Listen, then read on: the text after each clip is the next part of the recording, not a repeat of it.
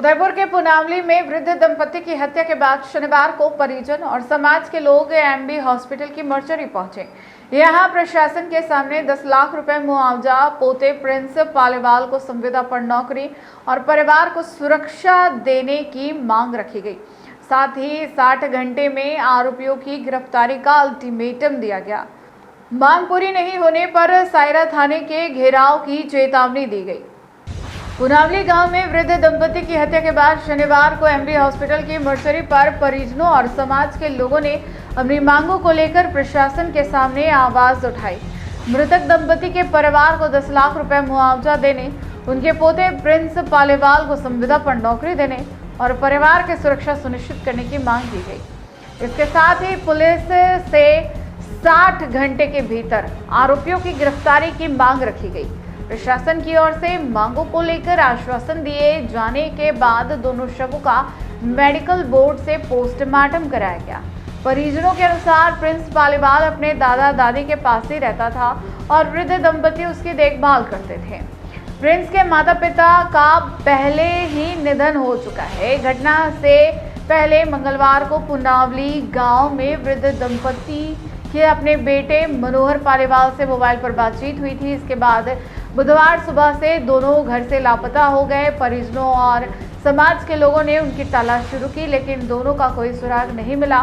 Police की लगातार दोनों की तलाश में भी जुटी हुई थी। इसी बीच वृद्ध दंपति के घर से तेज बदबू आने लगी। संदेह होने पर घर की तलाशी ली गई और एक संदूक में दोनों के शव मिले। शवों के ऊपर बिस्तर जमा हुआ था।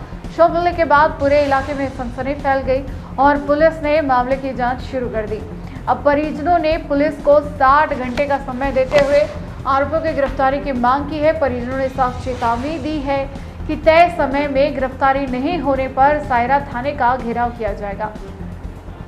पुलिस मामले में साक्ष्यों और अन्य पहलुओं के आधार पर जांच आगे बढ़ा रही है। हमारी मांग ये है, पहले तो कातिल को जल्द से जल्द उसको गिरफ्तार किया जाए और कड़े से कड़ी इसको सजा दिया, उसके घर पे बुलडोजर चलाया जाए और गांव से उसका हारा निशान आज मेरे में हुआ है, कल दूसरे में होगा। दूसरी मांग है कि मेरा ये एक भतीजा है, इसके मम्मी पापा भी उसकी डेथ हो गई, उसका सारा इस दादा दादी का था, आज एक तो अनाथ हो गया। मैं इसका काका लगता हूँ। काका में आज देखो भय किसी का नहीं होता।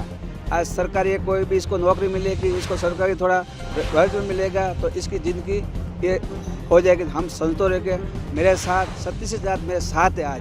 आज 37 जात साथ में समाज जात मेरा पूरा गांव आज 5 दिन से मेरे साथ। उस गांव वाला ने खाना नहीं खाया है। गांव वाला रात दिन मेरे साथ जैसे बोला कि आप गांव में आओ, पूरा गांव मेरे साथ आ रहा है और हर गांव में जाके मैं ढूंढा। 11 तारीख को रात को 8:40 में मेरे मम्मी से बात हुई है और उसने बोला मैं जाके बेटा सो रही हूँ। सुबह मेरे पापा चाय पिया और दूध घर से कहीं निकलते नहीं हैं, तो दूध जब लेना चाहते हैं तो वहाँ दूध लेने गए तो वहाँ से एक औरत आगे बोला भैरूलाल जी के वहाँ से आपके पापा दूध वहाँ घर पे तलाशी की, घर बंद था। तो वापस थोड़ी देर के बाद आए, फिर मेरे पड़ोस में से मेरे को फ़ोन आया कि आपके घर में कोई दिख रहा नहीं, आप बोलो तो हम घर के अंदर जाते हैं। तो वो घर के अंदर जाके देखा तो कोई नहीं था। मैंने देखा कि वो 5-10 मिनट में आ जाएगा, खेत पे गई होगी तो नहीं मिले। उसके बाद मेरे गांव के ओकेश भाई सरपंच साहब है, उनको मेरे काका को भेजा, सायरा थाने में रिपोर्ट दी। रिपोर्ट उसका लोकेशन हम तो लकावली में मिला, वहाँ जाके मिला तो हम जो उसका मम्मी का फ़ोन पापा का फ़ोन दोनों बंद बता रहे थे। 10 बजे फ़ोन चालू हुआ मम्मी का, शाम को 4 बजे तक मम्मी का फ़ोन चला। उसके बाद पापा का फ़ोन 4 बजे से रात को 9:55 पापा का फ़ोन चला। उसके बाद उसका कोई सुराग नहीं है। मेरा पूरा गांव समाज के लड़के पुलिसकर्मी उसके रात को 10 बजे तक वहाँ ढूंढे और रात को 10 बजे वो फ़ोन पूरा बंद हो गया। कल हम आके उसी कमरे में सोए थे, हमको क्या पता नहीं चलेगी हमको उसके बाद हम तो कल बॉडी हमको मिली।